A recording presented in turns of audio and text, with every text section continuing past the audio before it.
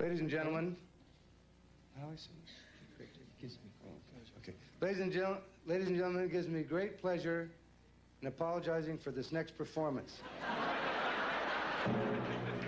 Will you please welcome Jerry Steinfeld? Outside. Jerry Seinfeld.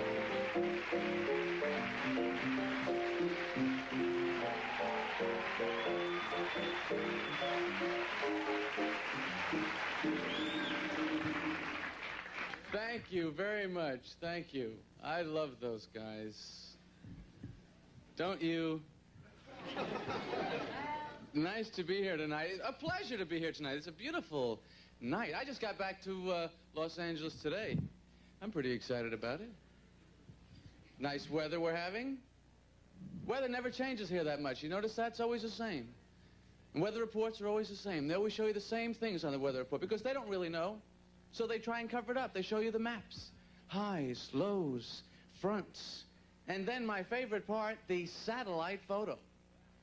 This is really helpful. A photograph of the Earth from 10,000 miles away. Can you tell if you should take a sweater or not from that shot? I gotta buy some pajamas. You know, you have to readjust a little bit. Pajamas have got to be the world's funniest clothes. Who designed them to look that way, like a little tiny suit? You notice the little collar buttoned down. And a breast pocket. There's a useful item. Is anybody using the breast pocket on your pajamas? What, do you put a pen in there, you roll over in the middle of the night, you kill yourself? Now, I also bought something that I had never in my life owned before. You may not believe it. Slippers. Never had them. Never had slippers. I'm looking at these things. Well, basically, there seems like two kinds you can get. You can get the slide-in. These are like emergency slippers, I guess. You could set these up by the side of the bed, case of a fire. Hey, you pick them right up and get... You know, you can really save time with those. Or you can get these slippers which have backs, kind of like shoes. Which, if you have pajamas, looks like a suit. This completes the effect. Now you get yourself a flannel briefcase, you're all set.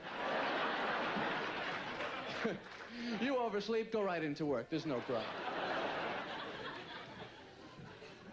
I bought some socks, which I've had before. But I'll tell you, no, you don't inspect these articles as you buy them. Think about socks. Of all articles of clothing, socks, more drive, more ambition than any other thing. How many times you do a big laundry? You go to the dryer, you take out your socks, you count them up. One of them got out. He escaped. He took off on his own. What are his chances out there? I don't think they're good. Sometimes you see a dirty sock by the street there. Did you ever see one? Just one sock. It's a sock that didn't make it. I don't know how they escape. They have their own ideas. You know, sometimes, so we catch them, sometimes they'll hang on a sweater. That's like a freight car to them, you know. It's just... And he slips off and they try and get out. I'm very impressed with that. You know what else is funny about socks? They always give you that little, when you buy them, that little plastic hanger on the top. I love that. They always give that to you like you've got some use for it. Just go in the pajama pocket? Where does that go? Does anybody use the little hanger? Anybody have a tiny sock closet at home?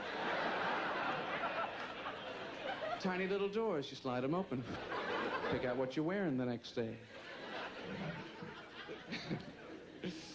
I don't know. Shopping, it's a great challenge.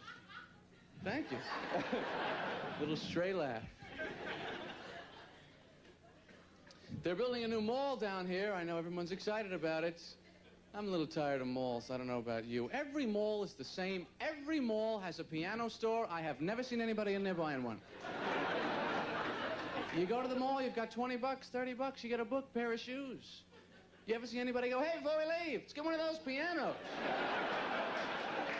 They're only $1 million.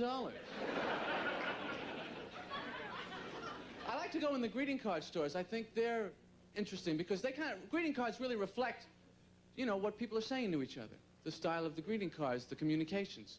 There's a section now in every greeting card store I've been in lately where they have greeting cards with no printing on the inside, though. See these? I mean, this is a comment. No words, no message, nothing. It's like Hallmark is saying, hey, we don't know what to tell her. You think of something, pal. For 65 cents, I don't want to get involved. I don't know what you're doing over there. Then they have those greeting cards with the couples on the front. They photograph them, you know? These hazy focus people. They're always having picnics. There's always a tree, a pond. Who are these people? I don't know them. I don't want them on my card either. What am I going to write inside there anyway? Here's another couple having a better relationship than us.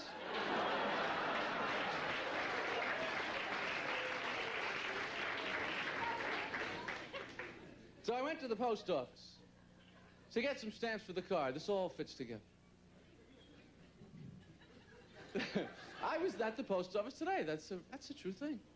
And I'm waiting online now. What is the thing in the post office with the wanted posters on the walls? You're standing there, you're going to mail a package, they're showing you killers, murderers, thieves. What do they want us to do about it at the post office? Write the guy? Do people rip these off the wall, go up to the counter? Yeah, give me a book of stamps and a search warrant. I'm going after this guy. I've had it up to here with his activities.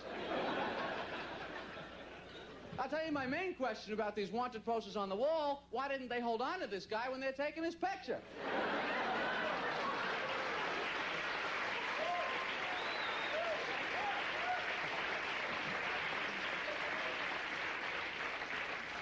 What are they bothering us for? Amazing things like that. That's what life is all about. That's what my act is all about. Amazing things. I want to go to the Guinness Museum because I love the Guinness Book of World Records. I love these amazing things, great records that people set. Some of them, not that you would want to have for yourself. You know, I mean, have you ever seen that guy who's got the record for fattest man in the world? Bob Hughes, the fattest man in the world, 1,400 pounds. Ladies and gentlemen, the man has let himself go. Come on, Bob, have a salad here. Do something.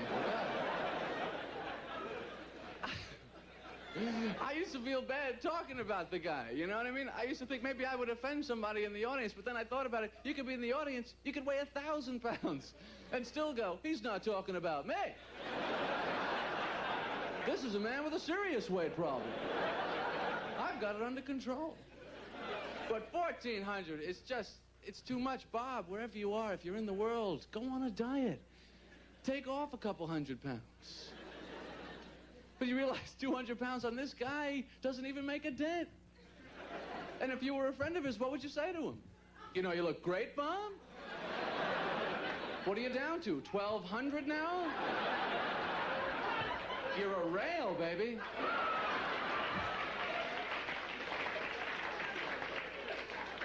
And what would he possibly say back to you? But you know, I feel terrific.